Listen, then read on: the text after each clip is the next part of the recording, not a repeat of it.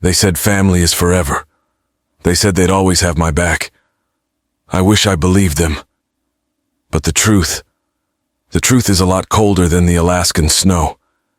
My parents left me a broken cabin, and my brother a $1.2 million mansion. It's hard to talk about, but if you've ever felt betrayed by the people you love most, hit that like button. Seriously, it's a small button, but it lets me know I'm not alone. And if this story hits home, you owe it to yourself to subscribe. Because my journey from rock bottom isn't just about me. It's about finding out what you're truly made of when everything is taken away. So, stick around. You won't regret it. I never thought my life would be a YouTube story. For years, I was just Aaron, the quiet older brother, the guy who'd rather be out in the woods than at a fancy party. Mason, my younger brother, was the star, the golden child. He had the charm, the looks, the grades, everything our parents ever wanted, and they made sure he knew it. I remember when I was 10, I spent a whole week building a treehouse, just for my dad to come home and say, "That's nice, son, but look at Mason's A+ on his math test." That was my life, always on the sideline, watching my brother soak up all the praise. Our family wasn't poor, but we weren't rich either. My dad worked a solid job, and my mom was a teacher. We lived in a cozy house on the edge of the forest, where the pine trees stood like silent sentinels. To me, that forest was my real family. My parents saw it as a good place to live, a good place to raise two boys. But to me, it was a sanctuary.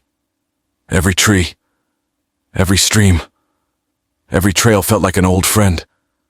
But Mason, he hated it. He always wanted to be in the city. "The woods are for poor people, Aaron," he'd say with that smug little grin. "I'm meant for more than this." I didn't resent him. Not at first. I was proud of him. I was the older brother. It was my job to watch out for him, to support him. I even helped him with his college applications, stayed up late at night to edit his essays, all while he was out with his friends, partying. My parents praised him for his hard work and dedication, but they didn't even know what I did for him. I didn't care. I thought if Mason won, we all won. I didn't know that my sacrifice was just another way for me to be forgotten. I was just the quiet, reliable one. The one who never made a fuss. The one who never asked for anything. That all changed when my parents went missing. It was a late spring morning, and they were supposed to be on a small plane for a business trip. The news hit us like a tidal wave. No wreckage, no survivors, nothing. Mason cried and hugged me, and I felt a pang of relief that in this tragedy, we were finally united. I was wrong. The grief was a mask, and underneath was something far more sinister. The funeral was a blur. Mason, always the performer, gave a moving speech. People came up to me afterwards saying how strong Mason was. I just nodded, a hollow ache in my chest. I felt like I was losing not one, but 3 people in my life. A few weeks later, Mason called me. "Aaron," he said, his voice unusually formal. "The lawyers want to see us. It's about the will." A knot formed in my stomach. I had a bad feeling. The truth, the truly awful, heart-wrenching truth, was about to be revealed. And I wasn't ready. Not for what was coming. I was about to find out exactly what my value was to the family I'd given everything to. I was about to learn that they had a favorite, and it wasn't me. My parents left me a broken cabin, and in that moment, I knew my life would never be the same again. And what happened next, what I found, and what my brother did, I promise you, you won't believe it. The lawyer, a man with a face as bland as unbuttered toast, cleared his throat and slid the folders across the polished mahogany desk. One to me, one to Mason, just like that. Our entire lives were summarized on a few sheets of paper. It was the final, devastating confirmation of everything I'd ever felt but never said out loud. In that moment, The cabin wasn't just a place. It was a symbol. My parents left me a broken cabin, a monument to a lifetime of being second best. But to understand that moment, you have to go back. Way back. You have to go back to a little house surrounded by a silent wall of evergreens, where the biggest drama was whose turn it was to chop firewood. I still remember it. Mason was 5, with a halo of golden hair and a smile that could melt the winter snow. He was a magnet for affection, a tiny sun that everyone, especially my parents, revolved around. I was 7, and I was the moon, always there, but rarely looked at. I can still smell the sawdust from my dad's workshop. I loved building things with him. He'd show me how to plane a piece of wood, how to make a joint fit just right. But if Mason walked in and said, "Dad, I need help with my new Lego set," the plane would go down, the wood would be set aside, and Dad would be on the floor, building a spaceship. My projects were always good for learning, but Mason's were brilliant. It felt like I was the practice run, and Mason was the main event. Our parents never explicitly said, "We love Mason more." They didn't have to. It was in the way my mom would rush to Mason's side if he got a tiny scrape, while she'd just hand me a Band-Aid and say, "Be more careful, Aaron." It was in the way Mason could get out of chores with a single, dramatic sigh. But if I tried, my dad would say, "A man takes care of his responsibilities." It was in the way Christmas was always about the shiny, expensive toy Mason had been talking about for months, while my present was usually something practical, like a new jacket or a pair of boots. I didn't mind the gifts, but I did mind that a pair of boots was all my parents saw me as: someone who walks, someone who works, someone who just gets by. Mason wasn't just spoiled. He was a master of the game. I remember once, he convinced my dad he needed an ATV to help with chores around the property. He promised he'd be the best helper. We all knew it was a lie, a shiny new toy he wanted to show off to his friends. I tried to speak up. "Dad, the yard isn't big enough for that. We have a wheelbarrow." My dad just looked at me like I was being difficult. "Aaron, Mason is trying to be responsible. We should encourage that." Mason got the ATV. I got to use the wheelbarrow to pick up the piles of dirt he tore up in the yard. I learned that my truth didn't matter as much as Mason's narrative. He had a talent for making people believe what he wanted them to believe. He was a natural performer. When he wanted something, he'd find a way to get it, usually by making me look bad. I was the responsible one, the quiet one, the one who never complained. My parents took my silence for agreement, my acceptance for contentment. They didn't see that every time they chose Mason, a little piece of me chipped away. I was always there to clean up his messes. One summer, Mason tried to fix a leak in the shed roof and ended up making it worse. The rain poured in, ruining a box of Dad's old tools. When Dad saw it, he was furious. "Who did this?" Mason just pointed to me, his eyes wide with a fake innocence. I told him he was doing it wrong, Dad, but he wouldn't listen. I just stood there, speechless. It was an unspoken rule Mason tells the story, and I stand in the background. I took the blame. I cleaned up the mess, and I was punished for something I didn't do. I think I was around 15 then. And that was the day I stopped trying to prove myself. I stopped trying to be the son they wanted and just became the son they had. The silent, invisible one. We got older, and the gap between us widened. Mason went to a state school on a scholarship I helped him get.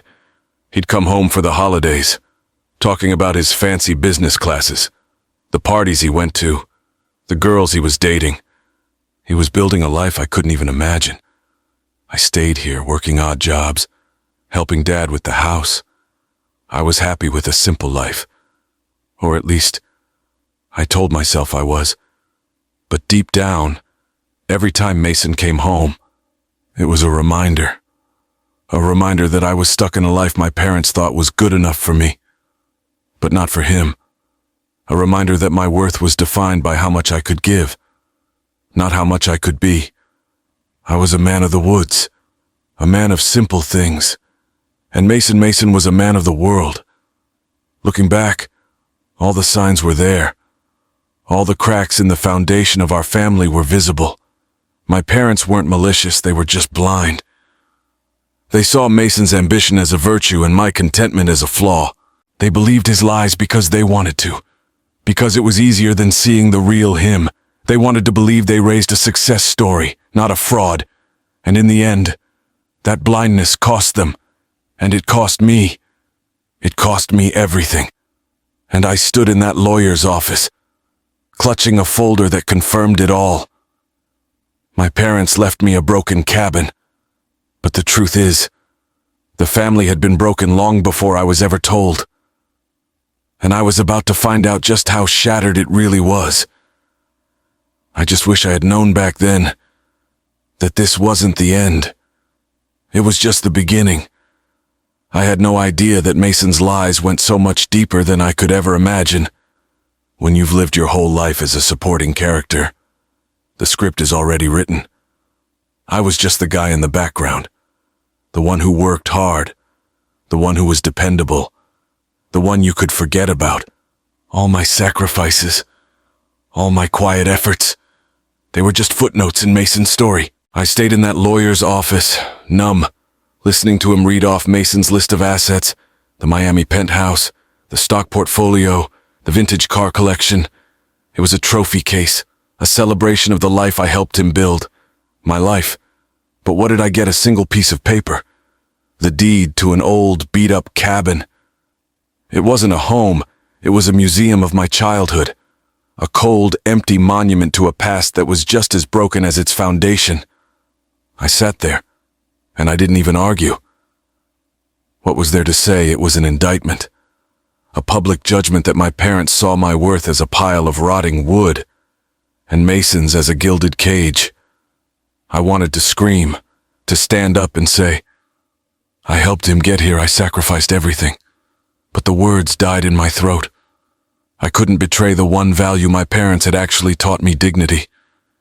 And in that moment, all I had left was my dignity. And then Julia, the woman I thought I was going to marry, walked over. She didn't look at me. She looked at Mason. She put her hand on his arm, and her eyes, once so warm and full of light, were as cold as the frost on a window pane. Mason, she said, her voice dripping with admiration. You did it. She didn't even say goodbye to me. She didn't have to.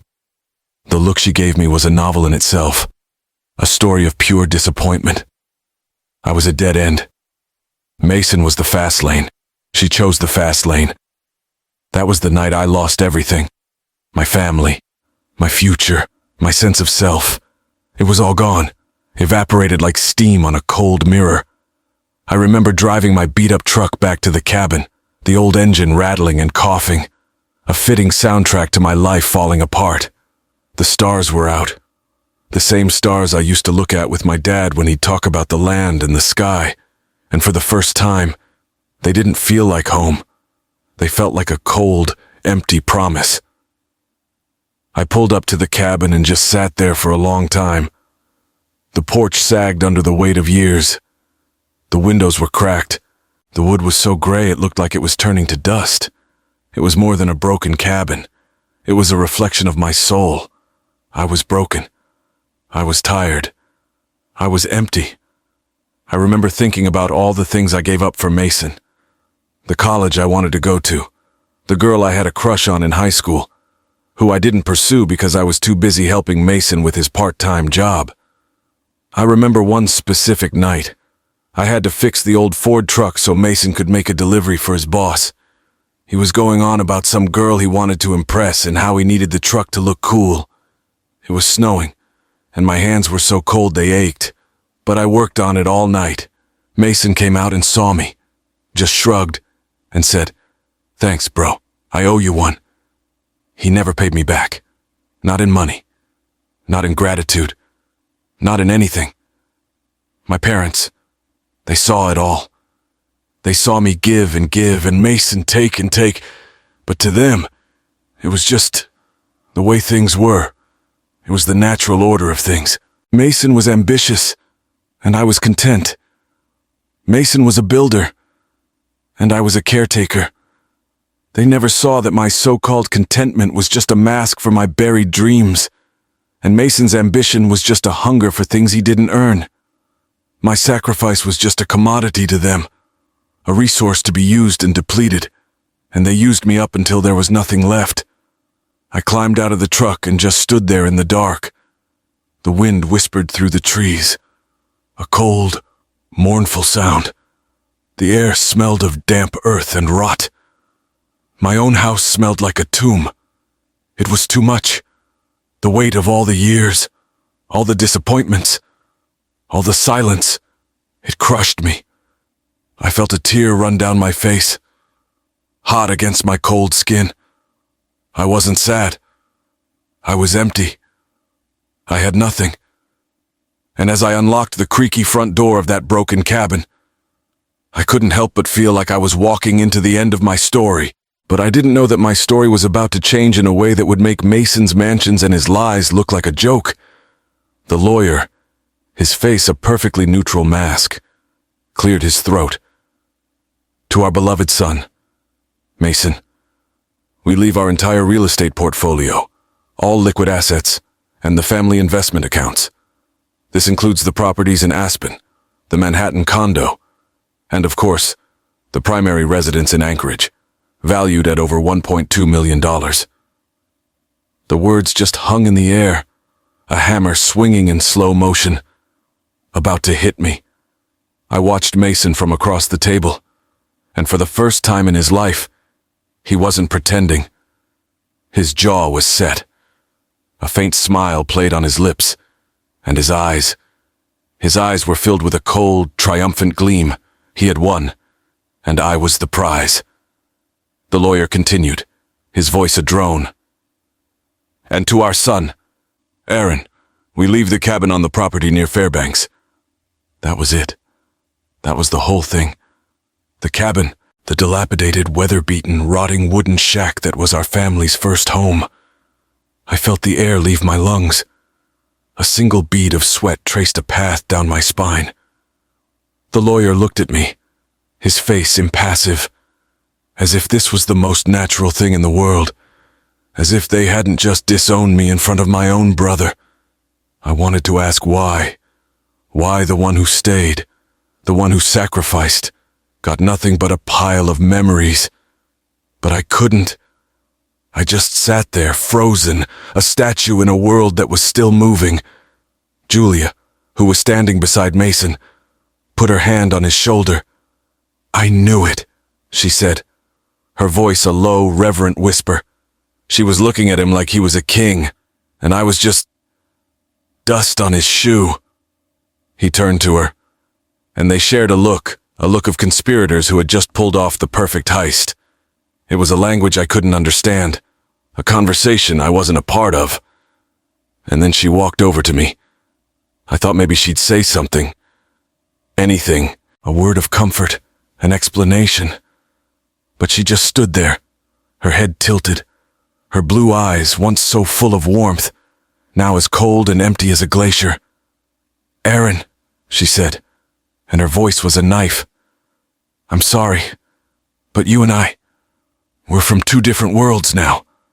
I can't be with a man who lives in the past, a man who chooses a shack over a future.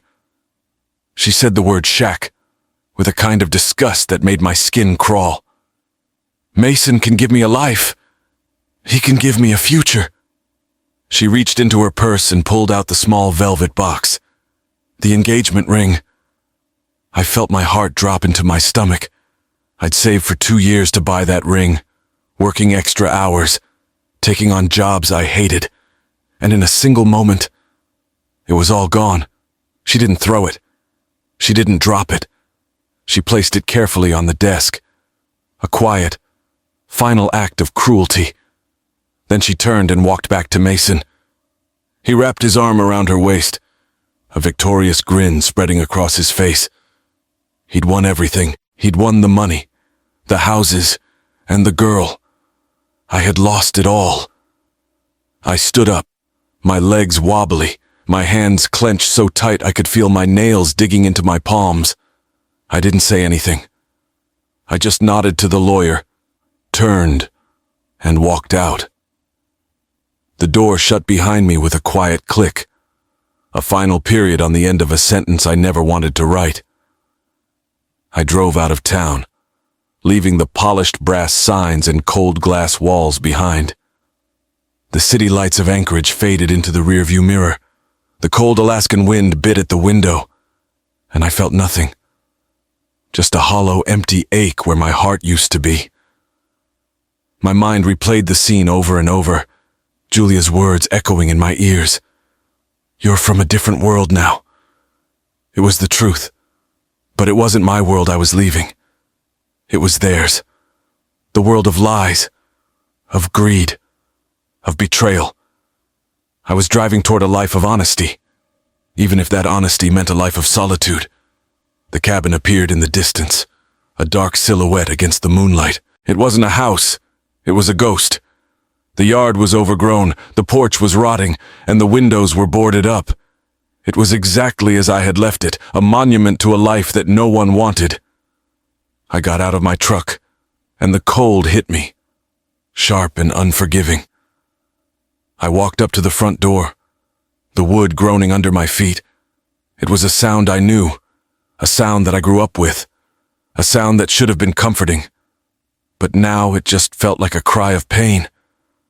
I put my hand on the cold wood, and I felt a pang of something. Maybe it was nostalgia. Maybe it was grief. Maybe it was just the feeling of a life, a family, a legacy, all gone. I pushed the door open, and the hinges shrieked in protest. The air inside was thick and cold, smelling of rot and dust. The moonlight cut through a single crack in the boards, illuminating the center of the room. It was all gone. The furniture, the pictures, the memories. All that was left was a hollow space. I was all alone. It was over. I had lost. But as I sank to the floor, my mind a blur of pain and regret, my hand brushed against something strange. A loose floorboard. I lifted my head, my heart a dull, rhythmic thud in my chest, and a tiny sliver of light caught on a piece of metal hiding underneath. It was just a small box, but it was there, and I had a feeling that inside, there was something my parents wanted me to find. I sat on the cold floor, the weight of the world pressing down on me, staring at the small, rusted metal box. A part of me, the bitter, cynical part, expected to find a stack of bills or a deed for some worthless swampland. A final insult from a family that had already taken so much. But as I pried the lid open, the smell of old paper and dust hit me, and inside, there wasn't money. There was a worn, leather-bound journal, tied with a simple piece of string. My name, Aaron, was written on the first page, in my mother's perfect, elegant handwriting. I picked it up, my hands trembling. "My dearest Aaron," the first line read, "If you are reading this, it means you have faced the darkest of days. It means you have felt the sting of betrayal, and you stand alone. But know this, my son, you are not alone, and the cabin is not what it seems." The air left my lungs in a sharp gasp. I flipped through the pages, a cold sense of dread growing in my gut. My parents wrote in tandem. Their entries dated over the last 5 years. They wrote about their growing concerns over Mason's ambition. They saw his insatiable need for more, his willingness to cut corners, to lie, to manipulate. They saw him not as a future CEO, but as a hollow man, a reflection of the worst of the corporate world. They saw him as a threat to our family's true legacy. We knew we had to do something. My mother wrote. We had to test him, to see if he was truly beyond redemption. And we had to test you, Aaron. We had to see if you would abandon your principles when you were left with nothing. We created this test, a staged disappearance, a fabricated will, to expose the truth. The world seemed to spin on its axis. My parents weren't dead. The plane crash, the funeral, the grief, it was all an illusion. A test. My father's entry was next. His words were as solid as stone, as they always were. The land is our true inheritance. Son, not the money, not the properties. We knew that Mason, in his greed, would only look for what he could sell. So we made sure he found it. I read on, my eyes scanning the pages, my heart pounding in my chest. He wrote about a secret, a legacy hidden in plain sight. Not a treasure of gold or oil, but a vast, untouched parcel of land, miles from here, that had been in our family for generations. A place Mason had no idea existed. It was the land my father's father had taught him to respect, the land he'd sworn to protect. It was the very heart of our family. And then, I found it. The key, a coded entry, a series of coordinates hidden in a string of dates. It led to a lawyer's office, a place with the real will, the real map, and the real truth. My parents had left me a puzzle, a final grueling test. My father's last entry was a plea, a single line scrawled across the page. Please, son, don't let him win.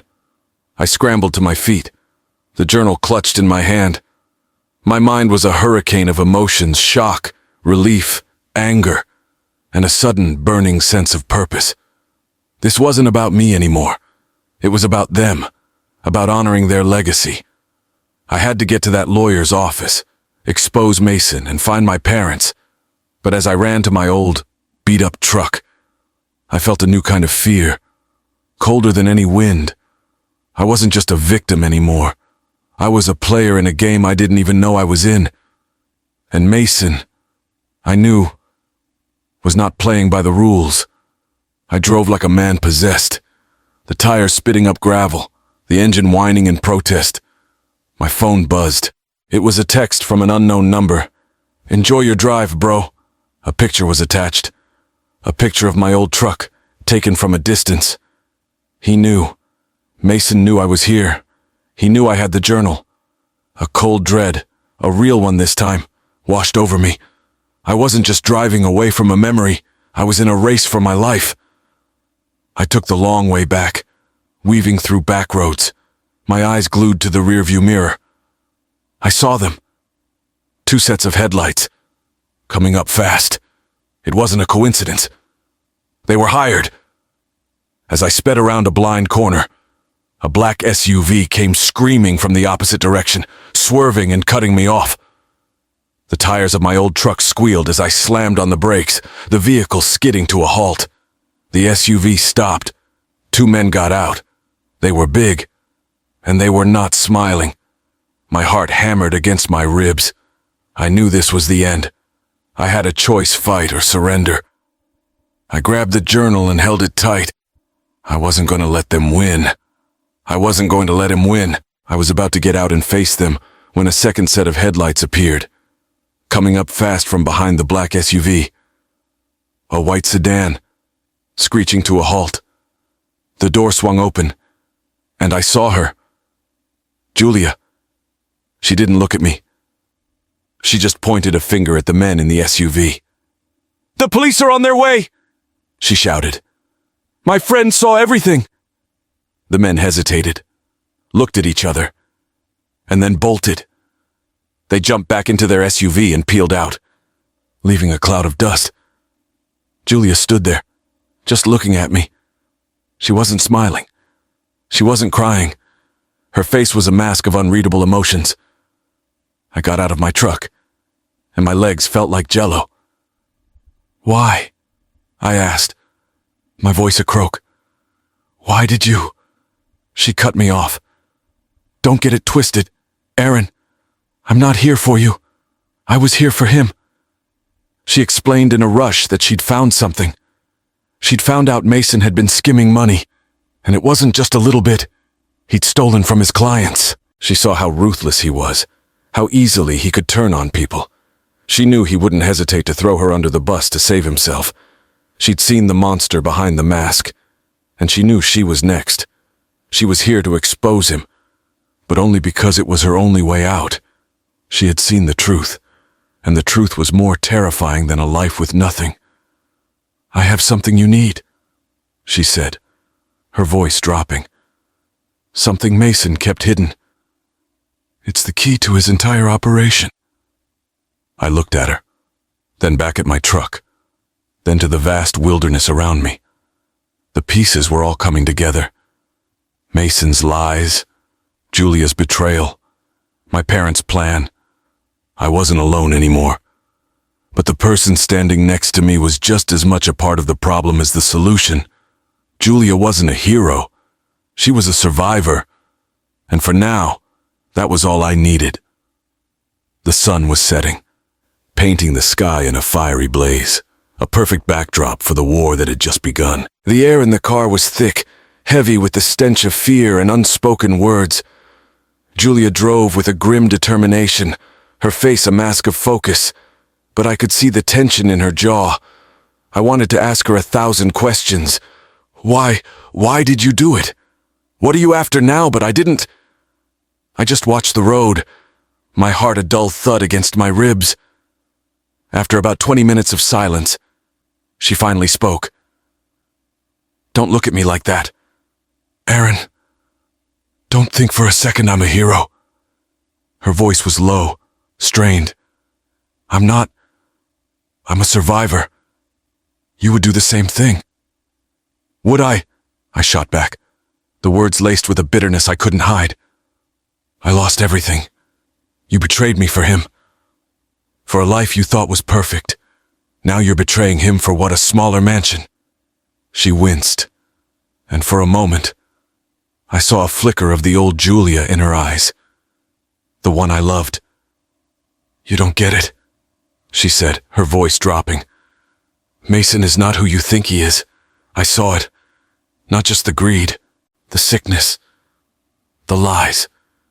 I saw that he would throw anyone under the bus to save himself.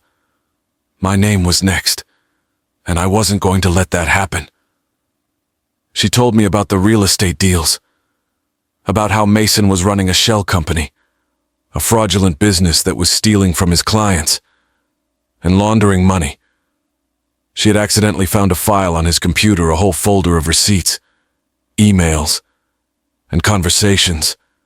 Everything. She had been saving it, planning to use it as leverage if he ever tried to get rid of her. She wasn't saving it for me. She was saving it for herself. And now, she was giving it to me. "I want to be a journalist, Aaron," she said, her voice trembling. "Mason's life is all lies. The money, the house, the fame. It's all fake, the way he treats people. It's evil." Her eyes filled with tears, but she didn't cry. "I can't live with this secret anymore." I looked at her, and for the first time, I didn't see a villain. I saw a scared girl who had made a terrible mistake. She chose the easy road, and now it was a dead end. I felt a pang of pity, but the wound she had left was too deep to heal. "Let's go," I said, my voice cold. We arrived at a small, unassuming building in the heart of downtown. Not a lawyer's office, but a bank. A private institution where my family had a safe deposit box. Mason was already there, pacing the lobby, a nervous energy radiating from him. He saw me, and his face contorted in a mix of surprise and pure rage. "You," he spat, his eyes narrowed. "You're a damn cockroach. You just won't die. I have the journal. Mason," I said, holding it up. "I know everything." He laughed, a cold, hard sound without any humor. "You think that's it? You think that pathetic little notebook can stop me? Dad was a fool. He gave you a game you couldn't possibly win." He stepped closer, his voice dropping to a low, menacing whisper. "I got rid of those 2 men because I wanted to do this myself. You were a good little pawn, Aaron, always in the shadows, always letting me win. But this is where the game ends. He reached into his jacket pocket and pulled out a small flash drive. You think you've got me? I've already taken care of everything. I have proof that you falsified my will. I have conversations, pictures, and records, all to prove that you're framing me. My heart sank. He had thought of everything. The journal, the map. It was all useless. I was nothing but a pawn in a game I didn't even understand. He had won. He had won and he knew it. He walked toward me, his face a mask of pure victory, his eyes burning with an unholy light. You lose, Aaron. You always lose. And you always will. But then, Julia stepped forward. No. Mason, she said, her voice calm and steady. You lose. He looked at her, confused. What are you talking about, baby? We're a team. Not anymore, she said, her voice dropping as she pulled out her phone. And this is the last conversation we'll ever have. She held it up, and I saw a recording app, a small red dot blinking in the corner. I've got it all. Mason. Your confessions, your threats, your lies, the whole thing. His face paled, his eyes wide with a look of pure, unadulterated fear. He lunged at her, but she was too fast. The security guards were already there, alerted by a silent alarm she had triggered on her phone. He struggled, but it was useless. As they cuffed him, he looked at me, and his eyes were full of a hate so venomous it made me want to shrink back. I had won. The lies were exposed. The betrayal was avenged. But as I stood there, watching my brother, the boy I had loved and protected, get led away in handcuffs, I felt no joy, just an emptiness, a hollow ache in my chest that was far deeper than any feeling I'd ever known. Mason had lost, but I hadn't won. Not yet. The game was over, but the road to recovery had just begun. And as I looked at Julia, her face a mask of relief and guilt, I knew that the hardest part was still to come.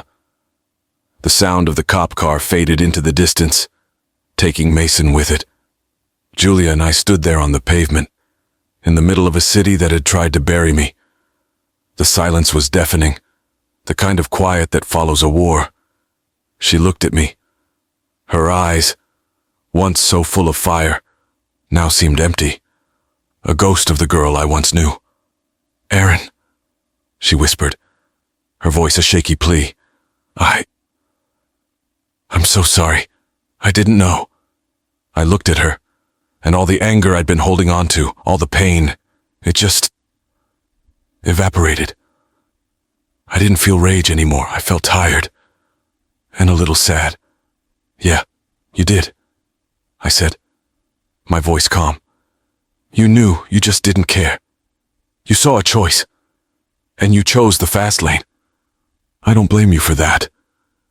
Everyone wants a better life. Tears welled in her eyes. I chose wrong, she said, reaching for my hand. Mason was a monster. You're a good man. Aaron, we could fix this. We could start over. I pulled my hand back, gently, but firmly.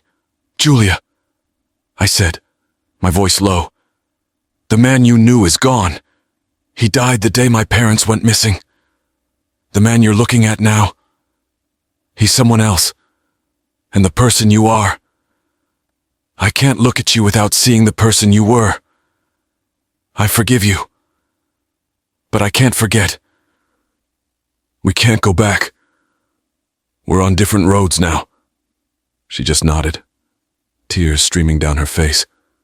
She turned and walked away, disappearing into the city lights. And for the first time in my life, I wasn't just walking away from someone. I was walking towards something. My future, my life. I went back inside the bank, my hand still trembling. The lawyer was waiting. He looked at me, his face no longer neutral but filled with a quiet respect. Your parents were remarkable people, he said, handing me a sealed envelope. This is the true will. This is for you. I opened it. And it wasn't a list of assets.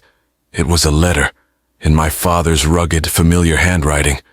Son. It read, "We gave Mason the money because we knew he'd spend it, and we gave you the cabin because we knew you'd fix it. We knew the money would mean nothing to him. But the cabin would mean everything to you. The true inheritance is not on a bank statement. It's in the land. And now, it's in your hands." The letter went on to detail a vast, sprawling piece of land, miles from the cabin, untouched and pristine. The land my father had taught me to respect. The land my ancestors had protected for generations. It wasn't worth $100 million. It was worth a whole lot more. It was priceless. The will stated that the Anchorage properties and all the family's assets were to be sold, with the proceeds used to create a foundation in my name, a foundation dedicated to preserving and protecting the land, with the mission of teaching others how to live in harmony with Mother Earth. The final message was from my mother. "You never had to win, Aaron. We just wanted you to be yourself." And you did. I stood there, the weight of the paper in my hands, and I felt it, the victory. It wasn't about beating Mason. It was about standing up for what was right. It was about staying true to myself when everything and everyone told me to be someone else. I took the money from the properties and created the foundation. I used the old, beat-up cabin as its headquarters, a symbol of a broken past now rebuilt with a purpose. It's a reminder of where I came from and where I'm going. Mason, he was convicted and sentenced to prison. He lost everything he had stolen, everything he had worked for. But I don't feel any joy, just a deep, profound sadness. He chose the cage of his own greed, and he'll be in it for a very long time. I hope one day he can find peace. As for me, I'm living a new life now, a life that isn't about running from the past or chasing a future that isn't mine. It's about building a legacy, one tree at a time. I'm living in the cabin, and I'm not lonely anymore. I'm surrounded by the whispers of the wind, the rustle of the trees, and the memories of the people who knew my heart all along. My parents left me a broken cabin, and I turned it into a home for me, and a home for others who are still searching for their own place in this world. So, if you're watching this, and you've ever felt like you're not good enough, or that you're just a footnote in someone else's story, I want you to know something. Your worth is not in the money you make or the things you own. It's in the person you are when no one is watching. It's in the quiet strength you find when you've been pushed to your limit. It's in the courage to walk away from the people who don't deserve you and the resolve to build a life you're proud of. If this story resonated with you, I want you to join our community. Hit that like button. Leave a comment below and let me know your story. I'll read every single one. And if you subscribe, you'll be the first to hear more stories of resilience, of healing, and of finding victory in the places you least expect it. My journey is just beginning, and I want you to be a part of it.